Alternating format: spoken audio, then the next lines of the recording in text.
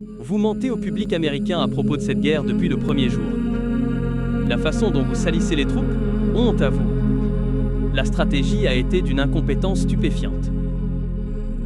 Votre haine du président Trump vous aveugle quant à la vérité du succès de cette mission. Le président s'est retrouvé coincé en Amérique dans le bourbier d'une nouvelle guerre au Moyen-Orient. Vous appelez cela un bourbier, en transmettant de la propagande à nos ennemis. Honte à vous pour cette déclaration. Ne dites pas que je soutiens les troupes d'un côté et qu'une mission de 2 mois est un bourbier de l'autre. Qui encouragez-vous ici? Vous restez assis là et passez à la télé pour votre appât à clic sur les bourbiers. Mes amis, c'est un grand plaisir de vous avoir encore sur notre plateforme aujourd'hui. Je vous invite à liker, à commenter, surtout à partager. Et surtout, prenez le temps d'écouter cette vidéo jusqu'à la fin. 150 ans des États-Unis, le visage de Donald Trump va figurer face au père fondateur dans un nouveau passeport américain en édition limitée. Ça vous surprend pas? Non. Alors on passe à la suite. Il y a les discours à fleur et moucheté du roi Charles III en visite aux États-Unis et les charges brutales du chancelier allemand. Friedrich Merz a expliqué que les États-Unis étaient en train tout simplement de se faire humilier par l'Iran après 61 jours de guerre. Les Européens haussent le ton face à une crise grave qui va durer, comme l'a dit cet après-midi à l'Assemblée le Premier ministre. Théo Manval et Nicolas Baudré-Dasson. Donald Trump avait déployé tout le faste, tous les honneurs possibles pour la visite hier du roi Charles III à Washington. Militaire en grande tenue, coups de canon et survol d'avion, l'alliance américano-britannique célébrée avec chaleur et une pointe d'humour, comme lorsque le monarque évoque la construction par son hôte d'une salle de bal controversée à la Maison-Blanche. Je n'ai pas pu m'empêcher de noter les réaménagements que vous apportez à l'aile Est, Monsieur le Président. Je suis désolé de vous rappeler que nous, les Britanniques, avions tenté notre propre projet de réaménagement immobilier de la Maison-Blanche en 1814. Allusion à l'incendie du bâtiment provoqué par des soldats anglais au début du 19e siècle. Donald Trump poursuit lui aussi avec humour. Je veux féliciter Charles pour son discours fantastique devant le Congrès tout à l'heure. Il a fait se lever les démocrates. Je n'ai jamais réussi à faire ça. Mais devant le Congrès, justement, c'est une leçon de diplomatie qu'a donné Charles III à fleur et moucheté, dénonçant entre les lignes la façon dont Donald Trump malmène ses alliés européens. Au lendemain des attentats du 11 septembre, lorsque l'OTAN a invoqué l'article 5 pour la première fois, nous avons répondu ensemble à l'appel, comme nos peuples le font depuis plus d'un siècle, se tenant côte à côte. Aujourd'hui, cette même détermination inébranlable est nécessaire pour défendre l'Ukraine et son peuple si courageux.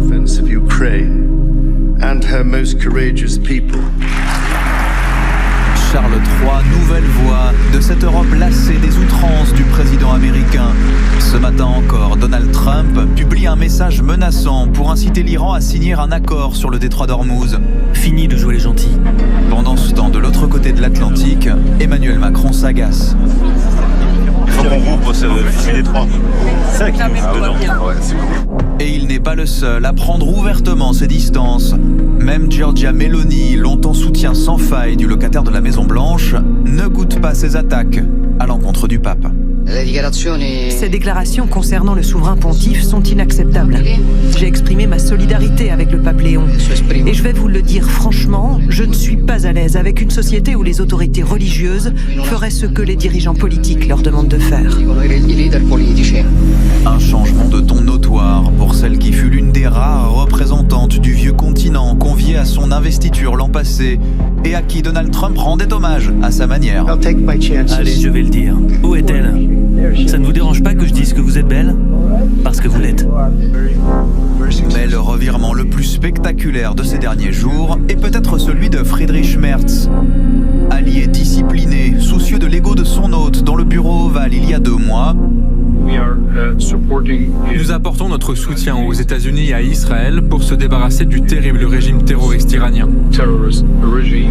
Désormais cassant vis-à-vis des déboires américains au Moyen-Orient, qui font augmenter les factures d'énergie du monde entier, contraints de payer les pots cassés. Les Américains n'ont clairement aucune stratégie. Le problème avec ce genre de conflit, c'est qu'il ne suffit pas juste d'y aller. Il faut savoir comment en sortir. Et là, une nation entière est en train d'être humiliée par les dirigeants iraniens. Hier soir, réponse cinglante de Donald Trump. Il ne sait pas de quoi il parle. Pas étonnant que l'Allemagne s'en sorte si mal. Appelant les Européens à prendre leur indépendance vis-à-vis des États-Unis, Friedrich Merz réarme en tout cas son pays comme jamais dans l'histoire récente.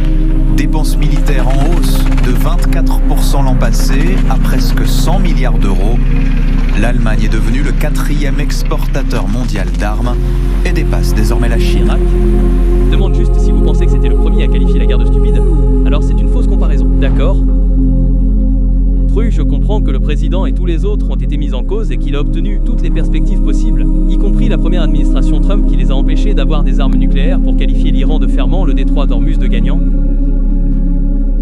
Beaucoup de capacités que vous connaissez peut moins être ou non. Ils ont très peu d'options. Combien de missiles chinois peuvent-ils acheter pour 14 milliards de dollars ? Cela ressemble-t-il à une victoire ? C'est un fait. Le président donne maintenant la parole à un monsieur du Massachusetts, M. Moulton. Merci beaucoup, monsieur le président. Monsieur le secrétaire, vous et moi sommes d'accord pour dire que l'Iran représente une menace pour notre sécurité nationale et celle de nos alliés. Maintenant, plutôt, vous nous avez traités d'incapables de remettre en question votre guerre. Pensez-vous que le Congrès a été intelligent ou incapable lorsqu'il a omis de poser des questions difficiles à l'administration Bush et lui a donné un chèque en blanc pour l'Irak ? Eh bien, si vous essayez de comparer cette guerre à la guerre en Irak, je vous demande juste si vous pensez qu'il était difficile de qualifier la première de guerre stupide, alors c'est une fausse comparaison, d'accord ? Eh bien, c'est probablement une bonne idée de poser des questions difficiles. Alors, laissez-moi juste vous poser quelques questions. Avez-vous conseillé au président d'attaquer l'Iran ? Nous étions tout d'abord dans cette position au sein du cabinet, nous ne parlions jamais de ce que nous conseillerions au président de faire ou non. Pensez-vous que le président mérite mieux ? J'ai assisté à toutes les réunions. Je comprends que le président et tous les autres, en tant que secrétaire à qui je pose des questions, ont été interrogés et ont obtenu tous les points de vue possibles lorsque cela s'est produit. Je vous demande juste, quel est votre point de vue ? Avez-vous peur de prendre la responsabilité de cela ? Pensez-vous que c'était une bonne idée ou non ? Quand j'ai consulté le président, est-ce que je pense que c'est une bonne idée de faire face à une bombe nucléaire entre les mains de l'Iran ? Imaginez à quoi ressemblerait le monde aujourd'hui si l'Iran avait l'arme nucléaire. D'accord ? Il s'est admis. Imaginons donc que l'accord d'Obama, y compris la première administration Trump, les ait empêchés de posséder l'arme nucléaire. Écoutez, comment se déroule cette guerre ? Pensez-vous que nous gagnons militairement sur le champ de bataille ? C'est un succès militaire incroyable. Mais gagnons-nous la guerre ? Absolument. D'accord. Alors, considérez-vous que la fermeture du détroit d'Ormuz par l'Iran est une victoire ? Eh bien, je dirais que le blocus que nous maintenons empêche toujours tout ce qui entre ou sort des ports iraniens. Nous avons donc bloqué leur blocus, ils nous ont donc bloqués, puis nous avons bloqué leur blocus. C'est comme si le président Madison avait dit « Eh bien, les Britanniques viennent d'incendier Washington, mais ne vous inquiétez pas, nous allons également l'incendier. » Président Kane, l'armée avait-elle prévu que l'Iran bloque le détroit ? Bien sûr. Merci pour la question. Je vais y répondre de cette façon. Vous savez, dans ce travail, je dois maintenir la confiance avec divers électeurs, y compris le président.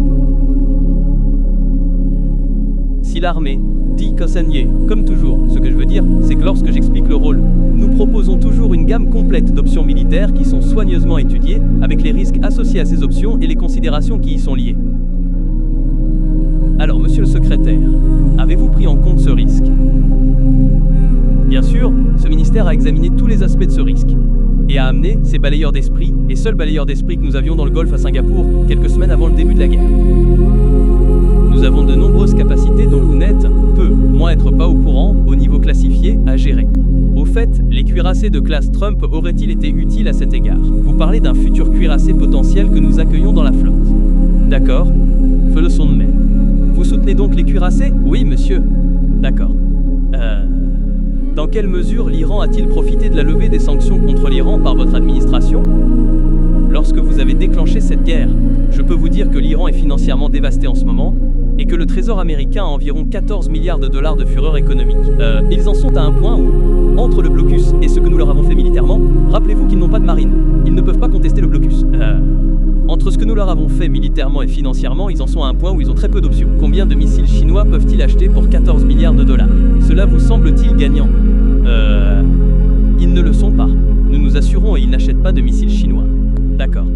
Vous savez, au bout du compte, cela a aussi un coût pour nous. Si vous, disons que cette guerre coûte 100 milliards, je veux dire, vous l'avez déjà dit, nous plus de temps. Cela ne dure que 2 mois. Cela pourrait durer 20 ans, comme l'Irak et l'Afghanistan. Disons simplement que cela a coûté 100 milliards. Quel est ce coût pour le contribuable américain moyen? Avez-vous une idée? Eh bien, contrairement aux administrations précédentes, cela ne durera pas des années ni des décennies. Il est difficile d'imaginer comment vous avez pu laisser ces choses se produire. Vous y avez participé. Moi aussi. Je vous demande juste si vous savez ce que votre guerre a coûté au contribuable américain moyen. Combien coûte l'arme nucléaire iranienne qu'il utilise? Je vous demande juste si vous savez combien coûte l'impôt américain moyen, $600. Donc, pour les contribuables américains, mes électeurs, certains des électeurs que vous vouliez représenter dans le Minnesota, je me demande juste s'ils ont $600 supplémentaires qui traînent pour payer votre guerre. Je pense que c'est juste une question que nous devrions poser. Maintenant, rapidement, le 13 mars, lors d'une conférence de presse, vous avez déclaré que nous ne leur ferions pas de quartier, pas de pitié.